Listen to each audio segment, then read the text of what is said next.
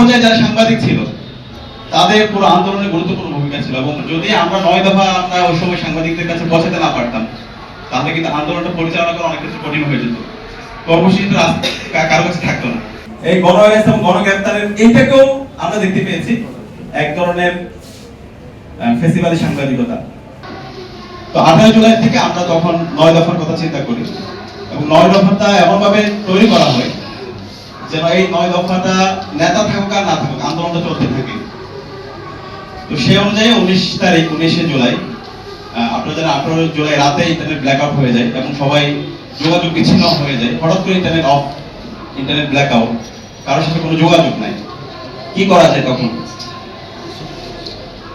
মূল সমন্বয়কদেরকে রিচ করা যাচ্ছিল না।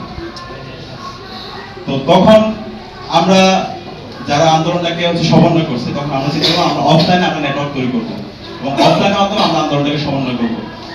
তো 19 জুলাই জুমার নামাজের পর থেকে ঢাকা সহ সারা দেশে মানুষ রাস্তায় নেমে পড়ে। আমরা রাস্তায় ছিলাম, সবকিছু আপডেট পাচ্ছিলাম। তো কর্মসূচি দেওয়ার মতো কেউ নাই এবং ইন্টারনেট ব্ল্যাক আউট। এখন যেভাবে আমরা সহজে একটা মেসেজ হোয়াটসঅ্যাপে অথবা মেল করে দিতে পারতেছি, তখনকার কথা আপনারা যখন মাঠে ছিলেন তখন একটু চিন্তা করেন, হঠাৎ করে সবকিছু অন্ধকার, কি হচ্ছে কিছু বোঝা যাচ্ছিল না, কর্মসূচি কোথায় থেকে আসবে কিছুই বোঝা যাচ্ছিল না। তো তখন মূল সমন্বয়ক নাহিদ, আসিফ, সার্জিদ হাসনাত রিচ করা যাচ্ছিল না। তখন আব্দুল কাদেরের সাথে আমার কথা হয়। আব্দুল কাদেরকে প্রথমে আগে সেফ হোমের ব্যবস্থা করি, এরপরে আমরা তার নামে 9 দফাটা তৈরি করি। এবং 9 দফা তৈরি করার পর তখন সবচেয়ে চ্যালেঞ্জিং ছিল এটা সাংবাদিকদের কাছে পৌঁছাইতে হবে। এখন তো যেহেতু ইন্টারনেট ব্ল্যাকআউট, কি করা যায়? তখন ক্যাম্পাস সাংবাদিক যারা আছে, এখানে ঢাকা বিশ্ববিদ্যালয় সাংবাদিক সমিতির সভাপতি আছে মহিউদ্দিন মাহি, এবং ওই সময় সভাপতি ছিল আলসাদি ভুইয়া। সাংবাদিকদের সাথে আগে থেকে আমাদের পরিচয় ছিল এবং আন্দোলনের শুরু থেকে আমাদেরকে যথেষ্ট সহায়তা করেছে পুরো আন্দোলনে। এবং আমরা যতই হতাশা বলি গণমাধ্যমের ফেসিবাদী তাদের অ্যাক্টিভিটিসের কথা বলতেছি, কিন্তু মাঠ পর্যায়ে যারা সাংবাদিক ছিল তাদের পুরো আন্দোলনে গুরুত্বপূর্ণ ভূমিকা ছিল এবং পরামর্শ দিয়ে সামগ্রিকভাবে সহযোগিতার জায়গায় তাদের গুরুত্বপূর্ণ ভূমিকা ছিল। তো সেই সময় আমরা 9 দফাটা প্রিন্ট করলাম, প্রিন্ট করে প্রথমত ক্যাম্পাস সাংবাদিক যারা আছে তাদের কাছে পাঠালাম এবং সকল সাংবাদিকদের কাছে আমরা অফলাইনে, আমার একটা এখনো নাম্বার আছে, ওই নাম্বার থেকে আমরা অফলাইনে সকল সাংবাদিকদের কাছে মেসেজ আকারে এই 9 দফাটা পাঠাই। এবং আব্দুল কাদেরকেও একটা সেফ হোমে নিয়ে যাওয়ার পরে ওকে নির্দেশনা দেওয়া হয় আধা ঘন্টার জন্য মোবাইলটা খোলা রাখবে এবং ওই জায়গা থেকে সে রিকগনাইজ করবে যে 9 দফা তার নামে গিয়েছে। এবং ওই সময়ে খুবই ক্রিটিক্যাল সিচুয়েশন, যদি আমরা 9 দফা আমরা ওই সময় সাংবাদিকদের কাছে পৌঁছাতে না পারতাম তাহলে কিন্তু আন্দোলনটা পরিচালনা করা অনেক ক্ষেত্রে কঠিন হয়ে যেত, কর্মসূচি কারো কাছে থাকতো না। এবং একই সাথে আমরা আব্দুল কাদের থেকে একটা ভিডিও নিয়েছিলাম, ভিডিও বার্তা।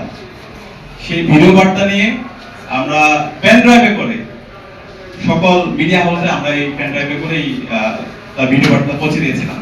কিন্তু দুর্ভাগ্যের বিষয় ওই সময়ে যেগুলো ইলেকট্রনিক মিডিয়া আছে, কোন ইলেকট্রনিক মিডিয়ায় এই ভিডিও বার্তা আসে নাই।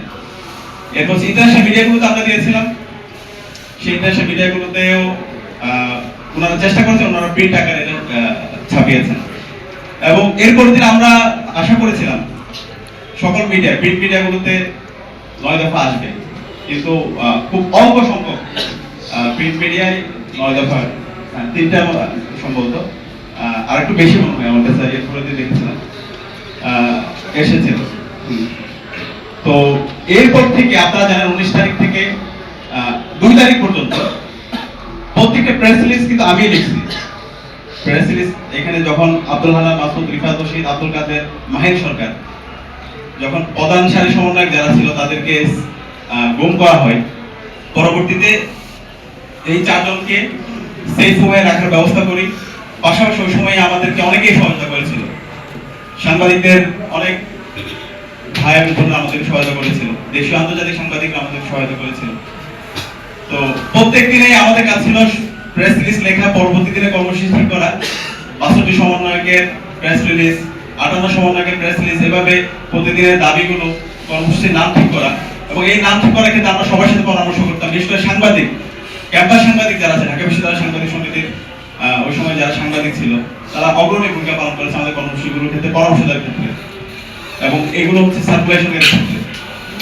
তো প্রতিদিনে আমরা যে কর্মসূচিগুলো ঠিক করতাম, আমরা দেখতাম প্রতিদিনে প্রায় 1-150 সাংবাদিকের কাছে এবং হাউসে আমরা আমাদের কর্মসূচিগুলো পাঠাতাম। এরপরে দিন যখন আমরা দেখতাম পত্রিকায় এরকম 3-4-5টা পত্রিকায় সেগুলো আসলো। ইলেকট্রনিক যতগুলো মিডিয়া ছিল সেই ইলেকট্রনিক মিডিয়াগুলোতে প্রতিদিন আমরা প্রোপাগান্ডা দেখতে পাইতাম। আপনারা যদি একটু খেয়াল করেন, ওই সময় আমরা রাস্তায় ছিলাম এবং প্রেস রিলিজগুলো তৈরি করে সাংবাদিক সবার কাছে পাঠাতাম, কিন্তু এরপরও আমাদের কাছে ইনফরমেশন আসতে বলতো প্রতিনিয়ত এখানে হচ্ছে আমাদেরকে যারা আন্দোলন করতেছে, আমরা আন্দোলনকারীদেরকে এখানে সন্ত্রাসী হিসাবে, জঙ্গি হিসাবে তারা দেখানোর চেষ্টা করছে এবং এই 9 দফা থেকে 8 দফায় নিয়ে আসা, তারপর এটাকে আরো মডারেট ভার্সনে নিয়ে আসা এবং কর্মসূচিগুলোকে হচ্ছে এটাকে বিকৃত করা, এইভাবে বিভিন্ন ধরনের প্রয়াস আমরা ওই সময় দেখতে পেয়েছি। তো এইভাবে হচ্ছে আমাদের প্রত্যেকটা দিন আমাদেরকে যেতে হয়েছে। 24 তারিখের পরে যখন আবার ইন্টারনেট আসে, ইন্টারনেট আসার পরে তখন সারা দেশে আপনার যারা গণঅ্যারেস্ট চলতেছে, গণগ্রেফতার চলতেছে, এই গণঅ্যারেস্ট এবং গণগ্রেফতারের এইটাকেও আমরা দেখতে পেয়েছি এক ধরনের ফেসিবালি সাংবাদিকতা। এই গণঅ্যারেস্ট এবং গণগ্রেফতার করার পরে এটাকে বিভিন্নভাবে ট্যাগিং দেওয়া, ট্যাগিং দিয়ে এটাকে বৈধ উৎপাদন করা, এটা আমরা হচ্ছে প্রয়াস আমরা দেখতে পেয়েছি। তো সব মিলিয়ে আমাদের এই পুরো 36শে জুলাইয়ে প্রত্যেক দিনের সাংবাদিকতা, এটা নিয়ে আজকে যে কাজটা আমি মনে করি এটা গুরুত্বপূর্ণ একটা কাজ, অসাধারণ দলিল। আমাদের প্রত্যেকটা দিন নিয়ে ওই সময় যে অপসাংবাদিকতা হয়েছে সেই সাংবাদিকতা নিয়ে আমাদের নির্মোহ পর্যালোচনা হওয়া দরকার এবং সেখান থেকে আমাদের যে নতুন বাংলাদেশ, সেই নতুন বাংলাদেশে যেন পরবর্তীতে কেউ এরকম সাংবাদিকতাকে প্রপাগান্ডা টুল হিসেবে ব্যবহার করতে না পারে, কারো এজেন্ট হিসেবে ব্যবহার হইতে না পারে, সেই জায়গায় আমাদেরকে হচ্ছে কাজ করা দরকার। তো এই জায়গায় আজকে যে উদ্যোগটা নেওয়া হয়েছে, আমরা উদ্যোগের সাথে যারা জড়িত তাদেরকে ধন্যবাদ জানাই এবং নতুন বাংলাদেশে আমরা আশা করব সাংবাদিকরা সত্যকে সত্য বলবে, মিথ্যাকে মিথ্যা বলবে এবং হলুদ সাংবাদিকতাকে পরিহার করবে এবং ছাত্রদের পক্ষে থাকবে, জনতার পক্ষে থাকবে, সত্যের পক্ষে থাকবে।